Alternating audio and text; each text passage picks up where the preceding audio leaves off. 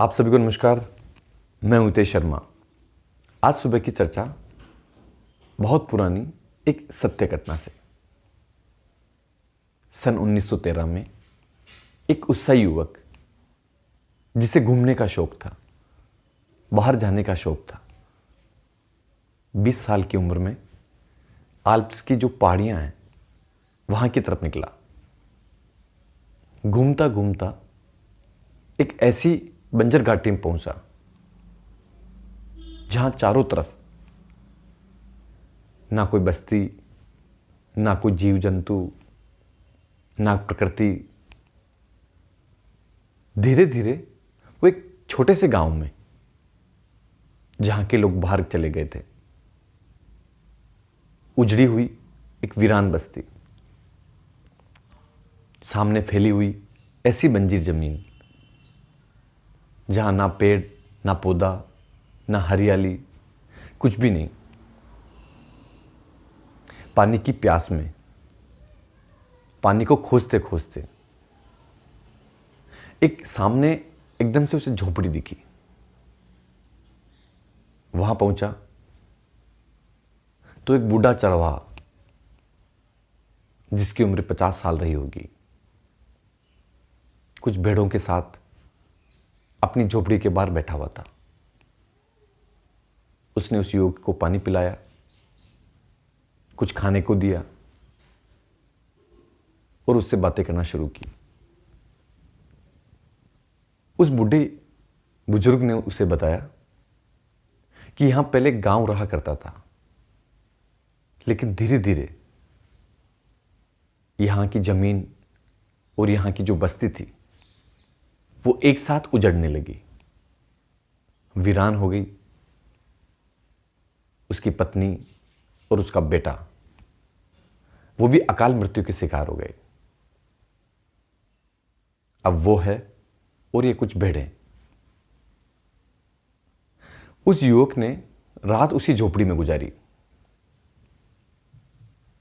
अगली सुबह जब वो उठा तो बुजुर्ग के साथ भेड़ों को चराने के लिए वो भी साथ गया। उसने देखा कि वो जो बुजुर्ग था उसके पास एक लोहे की लंबी रोड थी।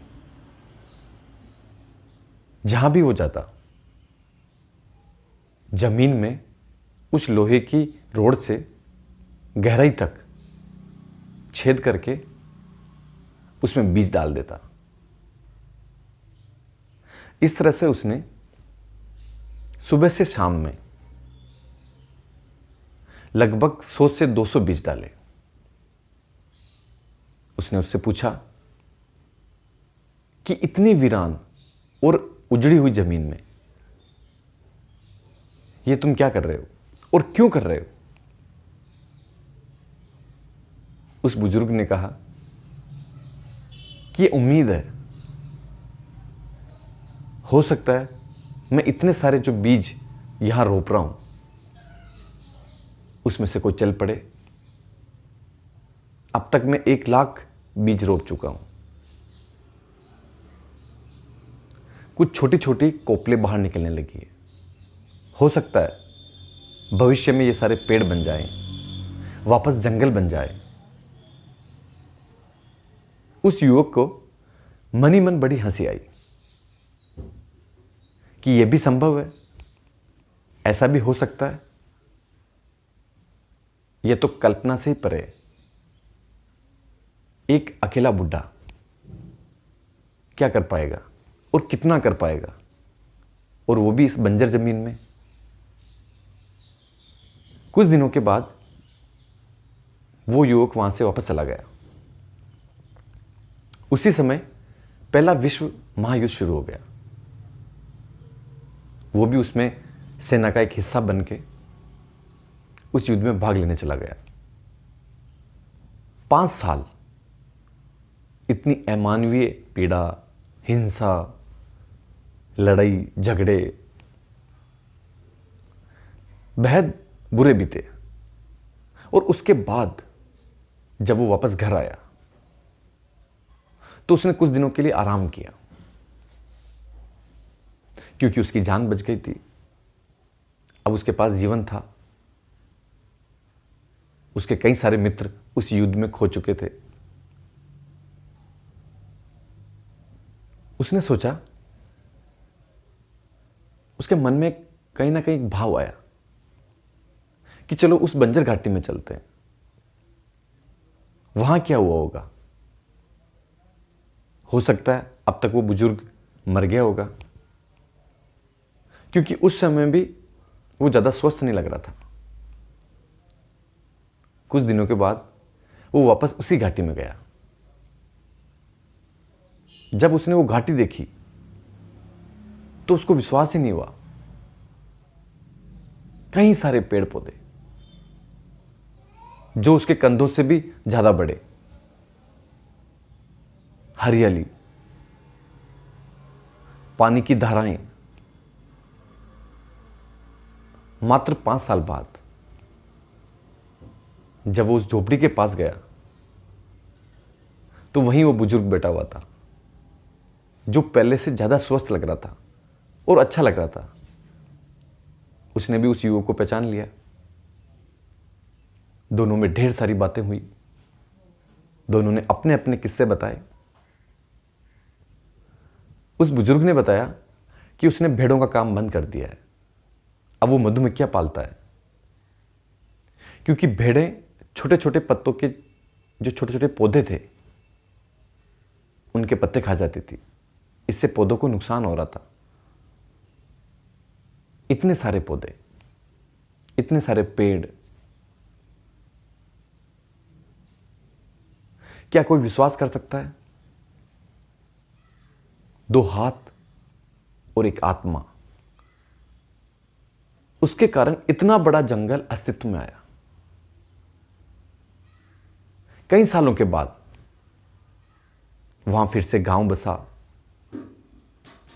वहां लोग रहने लगे। यह वहां की कहानी आज भी वहां प्रचलित है। जो वहां के पुराने लोग हैं, और इसी कहानी को फ्रांस के बड़े लेखक, जिनका बड़ा नाम है, उन्होंने अपनी एक किताब में इस कहानी को लिखा। आप देखिए किस तरह से कोई एक व्यक्ति ईश्वर की भांति सर्जन कर सकता है।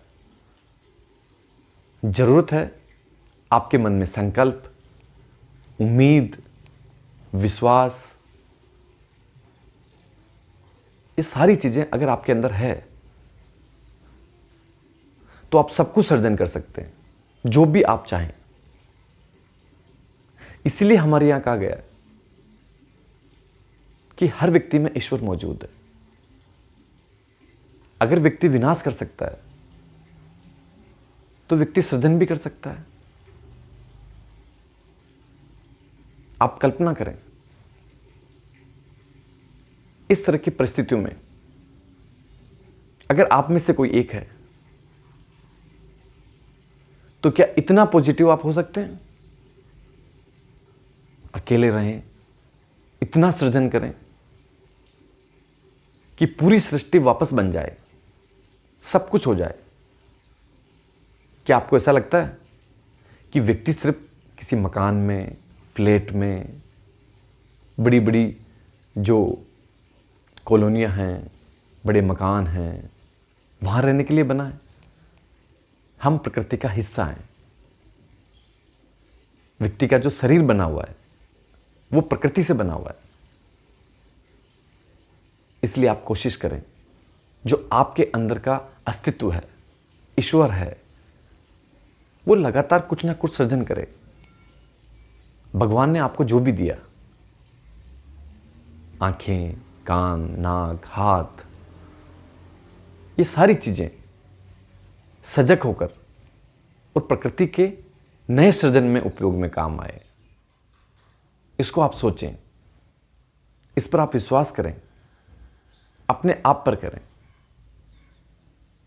आप एक नई दुनिया बना सकते हैं। इसलिए आप प्रकृति का हिस्सा हैं। हर व्यक्ति में ईश्वर मौजूद है। आपने मुझे प्रेमपूर्वक सुना, उसके लिए धन्यवाद।